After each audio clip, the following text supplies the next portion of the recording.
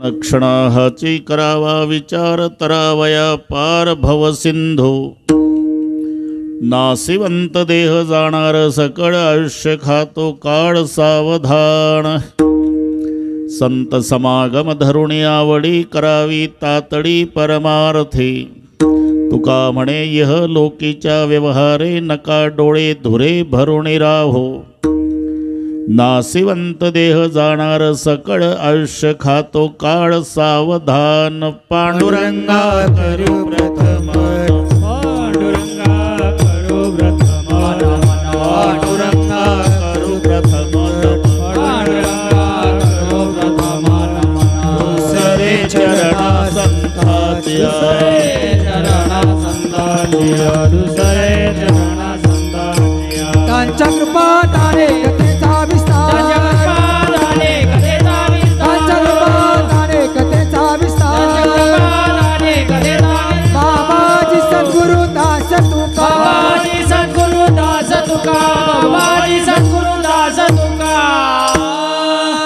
ओम नमो ज्ञानेश्वरा करुणा करा दयाळा तुमचा अनुग्रह लादलो पावन झालो चराचरी मी कळा कुसरी काहीच नेने बोलतो वचनी अति भाविका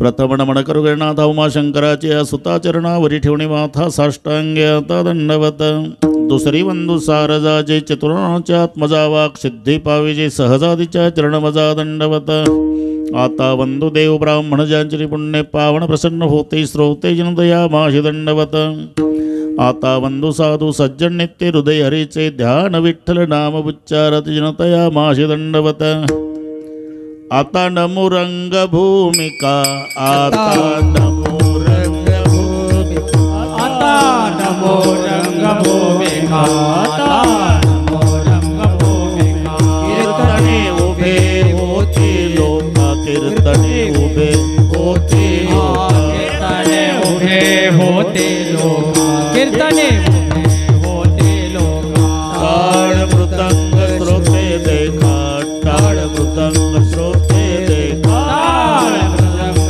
श्रोते देखा टाळ मृदंग श्रोते देखा दया माझे दंडवत दया माझे दंडवत दया माझे दंडवत दया माझे दंडवत प्रथम नमन करू गणनाथ प्रथम नमन करू गणनाथ प्रथम नमन करू गणनाथ प्रथम नमन करू गणनाथ प्रथम नमन करू गणनाथ प्रथम नमन करू गणनाथ प्रथम नमन करू गणनाथ प्रथम नमन करू गणनाथ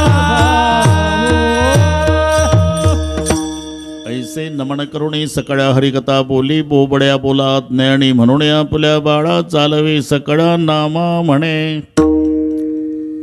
क्षणक्षणा हाची करावा विचार तरावया पार भव सिंधू नासिवंत देह जाणार सकळ आयुष्य खातो काळ सावधान प्रस्तुत कीर्तन रूपी सेवेकरता घेतलेला अभंग देहूचे सुप्रसिद्ध साधू जगद्गुरु जगतवंदनीय श्रीमंत श्री तुकोबारा यांचा सर्वांच्याच परिचयाचा अभंगावर बोलण्यापूर्वी थोडासा परिहार कशा निमित्ताने कार्यक्रम इथे जमलेल्या सर्व भाविकांना या गोष्टीची पूर्णपणे कल्पना आहे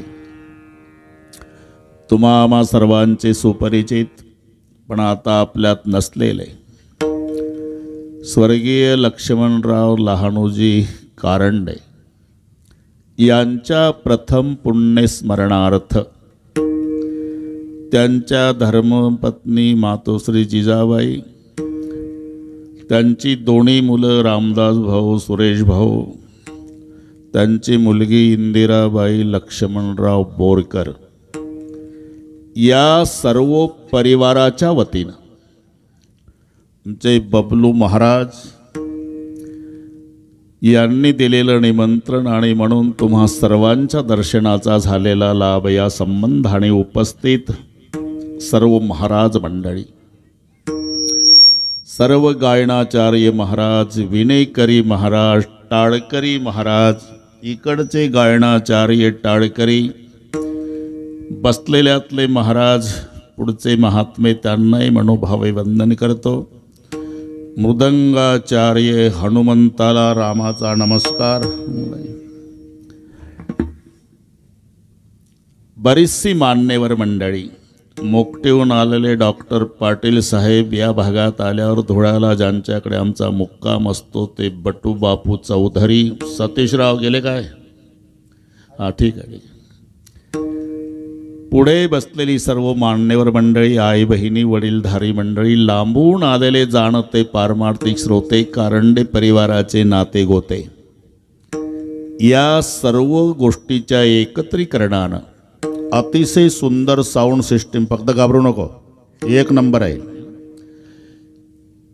या सर्व गोष्टीच्या एकत्रीकरणानं कार्यक्रमाला लाभलेलं सौंदर्य, ज्यांच्या संबंधाने हा कार्यक्रम आहे ते स्वर्गीय लक्ष्मणराव. जन्म झाला की प्रत्येकाला जायचं आहे, आपण तिकडेच निघालो. मरण हे प्रत्येकाला आहे, पण हे निर्विवाद सत्य आहे की व्यक्तीचं महत्त्व बापू असेपर्यंत कळत नसते, ती व्यक्ती गेल्यावर कळते. आणि मग लक्षात येतं की शिव्या घालायला का होईना, माझ्या कानफाडात द्यायला का होईना माझा बाप पाहिजे होता, हे नंतर कळतं. वडील असेपर्यंत महत्त्व कळत नाही. मग रागावणारा बाप असेल, चिडचिड करणारा असेल, विनाकारण बोलणारा असेल, अरे बाकीच्या आणि तुमच्या तोंडावून हात प्रेमानं फिरवू द्या तरी ते स्वार्थापोटी फिरवतात. पण आपला बाप आपल्या थोबाडात मारतो ते लेकराच्या हितासाठी मारतो, हे लक्षात ठेवा. हात फिरवण्याचे प्रकार माझ्यापेक्षा तुम्हाला चांगला माहिती आहे. सलूनवाला तर आपल्यापेक्षा चांगला फिरवतो.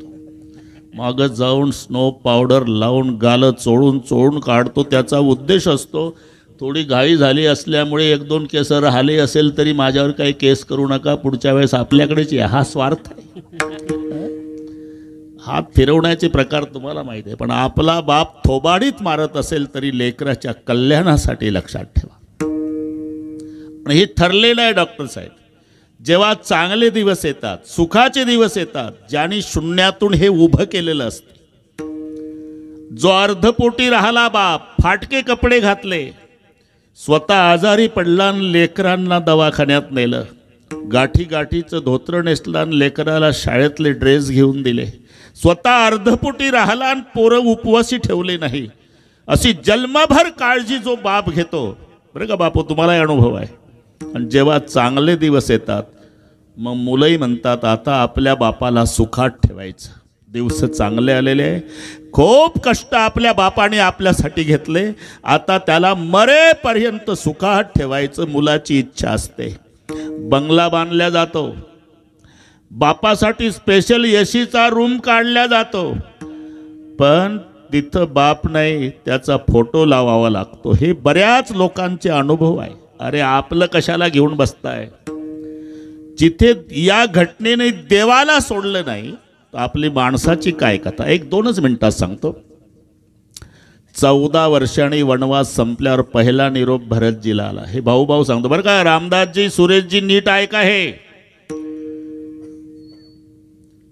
काहीच करू नका. आपले मायबाप जास्त दिवस जगावे असं वाटत असेल तर सगळ्यांना माझी प्रार्थना आहे, फक्त भाऊ भाऊ एकमेकावर प्रेम करा की बिना औषधाचे मायबाप 10 वर्ष जास्त जगतील. भावा भावाची भांडणं बघितली की 6 महिन्यात जगाचा निरोप घेतील. अरे रामायणातले सक्के भाऊ नाही पाटील साहेब, सावत्र आहे. कौसल्येचा राम आहे तर सुमित्रेचा लक्ष्मण आहे, कैकईचा भरत आहे. पण प्रेम सांगतो एका मिनिटात. नंदीग्रामात भरत, हनुमानजीनं निरोप आणला, भरत जी आज तुम्हारे भैया रामचंद्र जी दोपहर तक अयोध्या में पधारने वाले.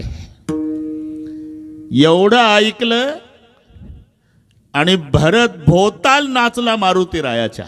ही नंदीग्रामातली घटना, ज्यानं 14 वर्ष तप केलं होतं बरं का बबलू महाराज. पायावर डोकं ठेवलं, हनुमानजीच्या डोळ्याला धारा लागल्या. हनुमानजी, या संदेशाच्या मोबदल्यात काय देऊ तुम्हाला? काही नाही माझ्याकडे, पण माझा दादा येईल, माझ्या वहिनी येतील, सिंहासनावर बसतील, अयोध्येचे लोक आरती करतील, माझ्या भावाचा आणि वहिनीचा राजा राणीच्या रूपात जय जयकार होईल आणि ते राजा राणीचं रूप सिंहासनावरचं एकदा मी माझ्या डोळ्यानं पाहिल, मग पवित्र झालेले दोन्ही बोबुळे काढून बक्षीस देईल तुम्हाला. सावत्र भावाचा आनंद सांगतो. बरेच भाऊ इस्टेट मिळण्यासाठी भावाच्या मरण्याची वाट पाहतात. हा सावत्र म्हणतो माझा दादा आणि वहिनी सिंहासनावर बसल्यावर एकदा ते रूप पाहिलं का पवित्र झालेले दोन्ही बोबुळे काढून देतोय तुम्हाला. एवढा आनंद झाला. आणि भरतजी जेव्हा अयोध्येत आले, तोही 14 वर्षांनी पहिल्यांदाच आला ना भरत, नंदीग्रामातून माय कौसल्याच्या महालापुढे. माताजी बरोबर आवाज वडकला, आईनं माझ्या भरताचा आवाज आहे. 14 वर्षांनी लेकरू आलं बरं का बापू. घाई घाई आई आली. क्या हुआ बेटा? अभी भी संदेशा मिला है माँ. मेरे भैया, मेरे परमात्मा, मेरे उद्धारक, मेरे राजा, मेरे सरकार, मेरे भगवान रामचंद्र जी आज दोपहर तक अयोध्या में पधारने वाले हैं माँ. एवढं ऐकलं आणि माय कौसल्याचं रडणं सुरू झालं. भरतजी म्हणाले, आई माझा दादा 14 वर्षांनी येतो वनवासातून, तुला आनंद नाही झाला? झाला माझ्या राजा. मग रडतेस का? रडायचं वेगळे कारण आहे बेटा. आज तुझ्या बापाची आठवण आली. आज तुझा बाप राजा दशरथ असता, नुसता नाचला असता. मी का सांगतो हे?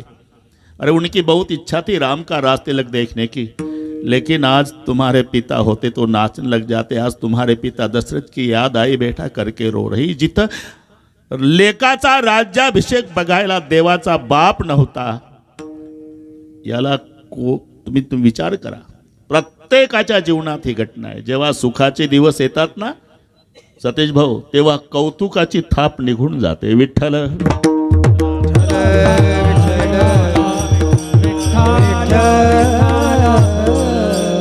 बरं का रामदासजी, सुरेशजी, तुम्ही खूप मोठे व्हा. आमचा सर्व संप्रदायातल्या लोकांचा आशीर्वाद आहे. तालुकाभर तुमचं कौतुकही होऊ द्या, तुमच्या पाठीहून शाबासकीची थाप पडू द्या. पण एक लक्षात ठेवा, तुमच्या बापाच्या लक्ष्मणरावच्या शाबासकीत जे प्रेम आणि स्वाभिमान होता तो टाटा बिर्लाच्या शाबासकीत नाही. एवढं लक्षात ठेवा. पुत्राच्या विजये पिता संतोषत जाय. पुत्र विजयाचा खरा आनंद होत असतो तो जन्मदात्या बापाला. पण हे ऋणानुबंध असतात बापू. जोपर्यंत संबंध आपला ठरला आहे तोपर्यंत आहे. एक वाक्य सांगतो, केवल बिछड़ने के लिए है मेल मिलाप. आता आपण सगळे 8:30 वाजता एकत्रित आलो देवनगरला. कशासाठी? कीर्तन ऐकायसाठी तर कोणी सांगेल. पण पुढचं सांगतो, 10:30ला आपल्या आपल्या घरी जाण्यासाठी. हे त्याचं उत्तर आहे. नीट आहे का मी काय सांगतो ते? 8:30ला आपण एकत्रित आलो ना, ते 10:30ला विभक्त होण्यासाठी आलो. तसंच जीवन आहे. केवल बिछड़ने के लिए मेल मिलाप. एक मुसाफिर हम है और एक मुसाफिर आप. विठ्ठल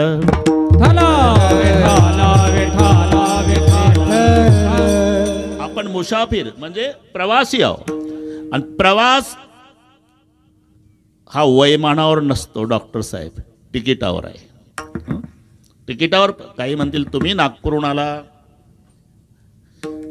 आमळीची मंडई बसलेली झाली चर्चा. तुमचं राहणं कुठं आहे? बाबा म्हटलं ब्रह्मचार्याचं राहणं कुठं असते? बायको वाट पाहते का लेकरं? जिथं कीर्तन असेल तिथं राहणं असते. डॉक्टर साहेब काही असंही म्हणतील, तुम्ही नागपूरहून आला बाबा, तुम्ही प्रवासी.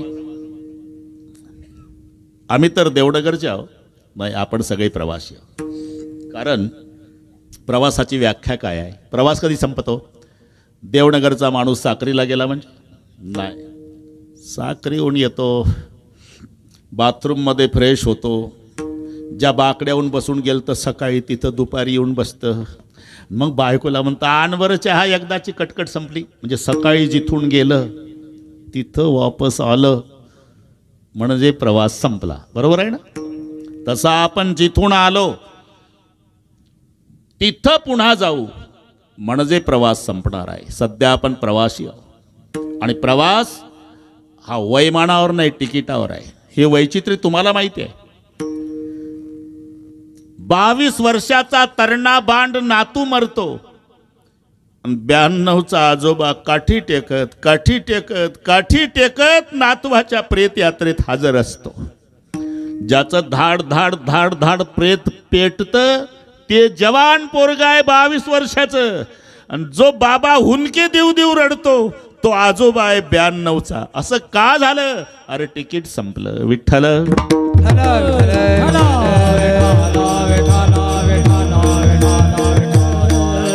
तिकीट संपल्यावर बरं का डॉक्टरची लाईन उभी करा. उपयोग नाही. एकदा तिकीट संपलं ना जायचं आहे. तसं कोणाच्या आधी तिकीट संपेल. गए हुए कभी आते नहीं, वो हमें भी मालूम है वो आते नहीं, लेकिन हर साल उस दिन उनकी याद आती है. याचं नाव आहे पुण्यस्मरण. विठ्ठल विठ्ठल विठ्ठल विठ्ठल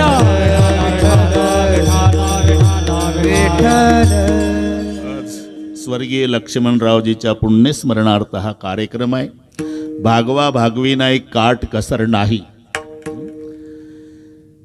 त्यांच्या ऐश्वर्याला शोभेल असा ऐश्वर्य संपन्न सोहळा आहे. मृदंगाचार्य आमच्या आवडीचे तिकडचेच आहे. हनुमानजी कापडनीस बरं दोन्ही एकच आहे. काय इकडचे टाळकरी महाराज कीर्तनकार महाराज. आता त्यांचा मोठेपणा ते उभे राहिले का आत्मीयता आमच्या महाराजचं कीर्तन बस. हे दुसरे काय. इथं सगळेच विद्वान आहे. फक्त संप्रदायाचा नियम असा आहे एका बुवाने बोलावं आणि बाकीच्यानी ऐकावं बस एवढंच. नाही तर कोणी कमी नाही. विठ्ठल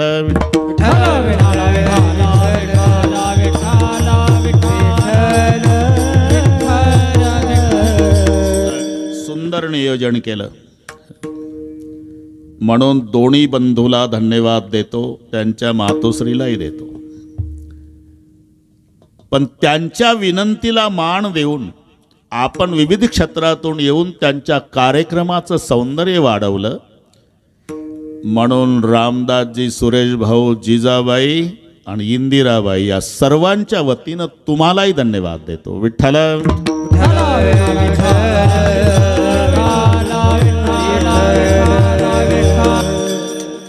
अभंग सर्वांच्या परिचयाचा आहे, सुटसुटीत आहे आणि मला सोडवायची सवय आहे. सोडून द्यायचा नाही, घ्यायचा तो गणितासारखा सोडवायचा. बबलू महाराज पुन्हा आपल्याला बोलवणार नाही एवढंच होईल, पण आपली सवय बिघडू द्यायची नाही.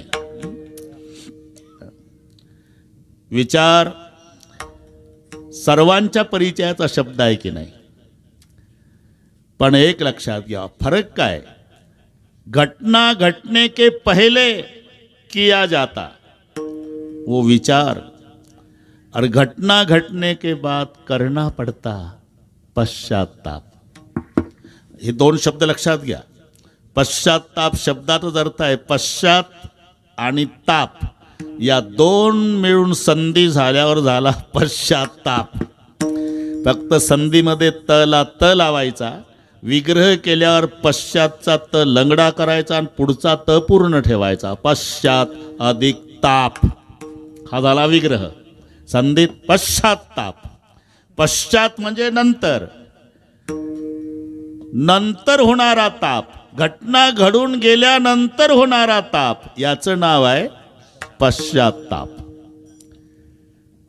पश्चाताप हा नंतर असतो आणि विचार हा आधी असतो. लक्षात घ्या.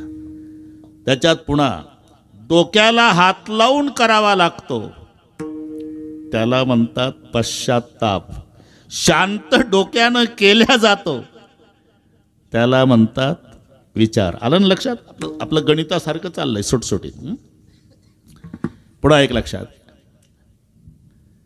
बसा. दर्शन आणि प्रदर्शन शब्द माहित आहे तुम्हाला सतेज भाऊ. दर्शन आणि प्रदर्शन फरक काय आहे. ताट मानेने पाहायचं ते प्रदर्शन, खाली मान घालून करायचं दर्शन. विठ्ठल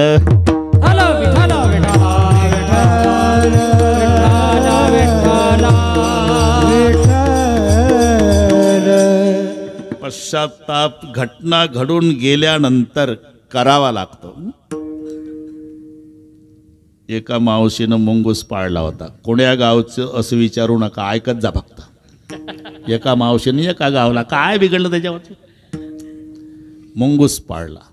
खूप प्रेम मुंगसावर, खूप प्रेम मुंगसावर. बरं का पाटील साहेब, खूप मुंगसावर प्रेम केलं. पाण्याला गेली, बाळ झोपलेलं पाळण्यात.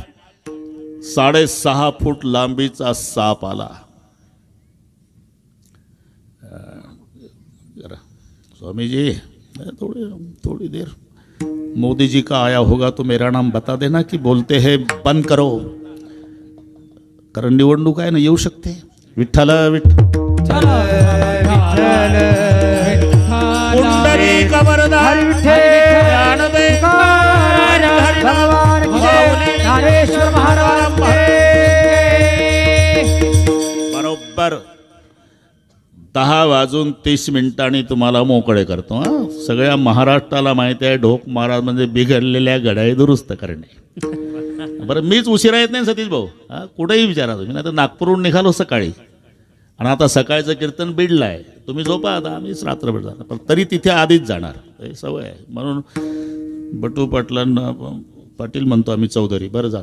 त्यांना म्हटलं भाऊ हे गाव सापडणार नाही, तुम्ही घरी थांबा, मी तुम्हाला नेतो, परत आणून सोडतो, म्हणजे गाव शोधावं लागणार नाही. त्यांचे बबलू महाराज उभे होते स्वागताला. आनंद आहे, आनंद आहे. 6.5 फूट लांबीचा साप. मी शुद्धीवर आहे, कुठून बाजूला गेलो, तुम्ही अजिबात टेन्शन घ्यायचं नाही. पाण्याला गेली ती मावशी जिनं मुंगूस पाळला ती, आणि 6.5 फूट लांबीचं आणि ते 6 महिन्याचं बाळ झोपलेलं पाळण्यामध्ये. साप फिरू लागला. मुंगसानं विचार केला, ज्या मालकीनं मला लेकरासारखं सांभाळलं तिच्या कुळाचा दिवा आहे पाळण्यात. तुटून पडला. 2-2 इंच 2-2 इंच 2-2 इंच तुकडे तुकडे तुकडे तुकडे सापाचे केले. रक्ताळलेलं तोंड घेऊन मुंगूस पुन्हा दारात उभा मालकींची वाट पाहतोय. का मालकीनबाई येतील, माझं बाळ तुनं वाचवलं म्हणतील, जवळ घेतील, माझं कोड कौतुक करेल, ही अपेक्षा मुंगसाची. मालकीन आली. माठ पुढे बसा महाराज म्हणते, पुढे पुढे पुढे पुढे. तुमच्यासाठी नियम नाही कडक, कोणासाठी असते का महाराज? इकडे या, इकडे या, पुढे या. आम्ही तुमची अपेक्षा करतो, माझ्या जातीचे माझं भेटो कुणी तुम्ही. विठ्ठल विठ्ठल विठ्ठल विठ्ठल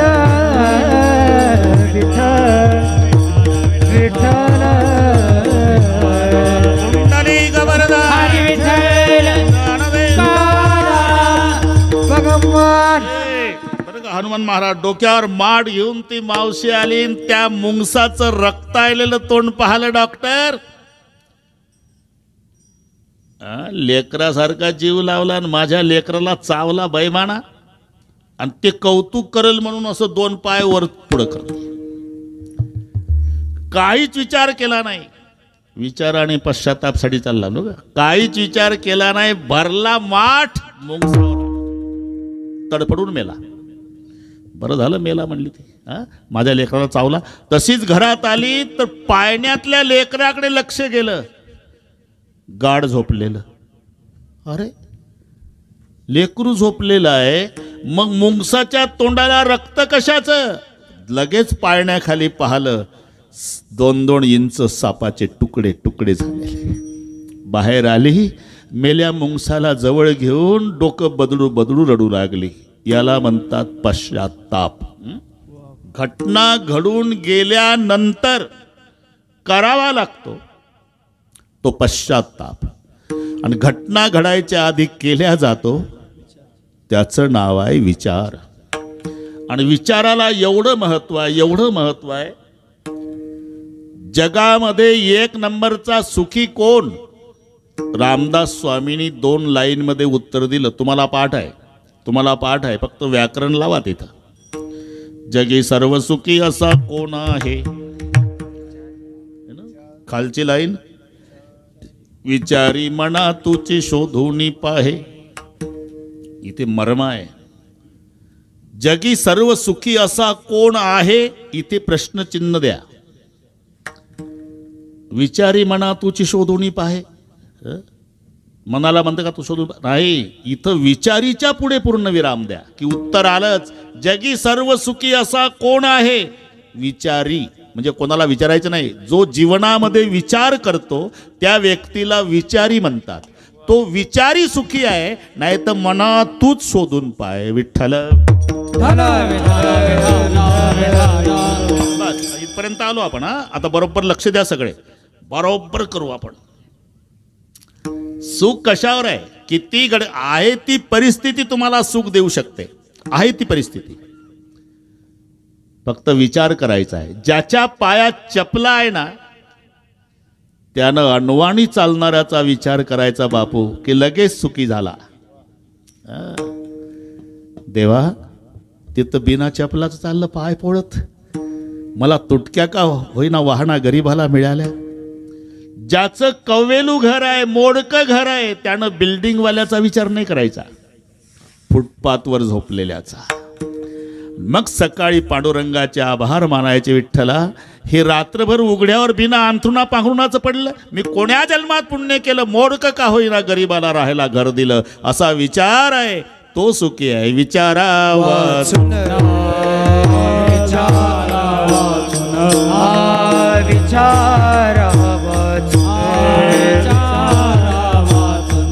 न पाहिजे समाधान, न पाहिजे समाधान, समाधान न पाहिजे समाधान, समाधान न पाहिजे समाधान.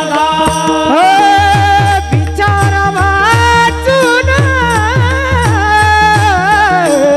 न पाहिजे समाधान, न पाहिजे समाधान,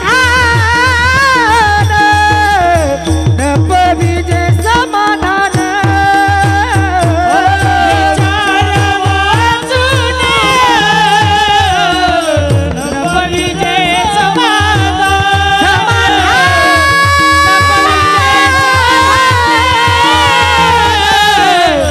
पाहिजे समाधान,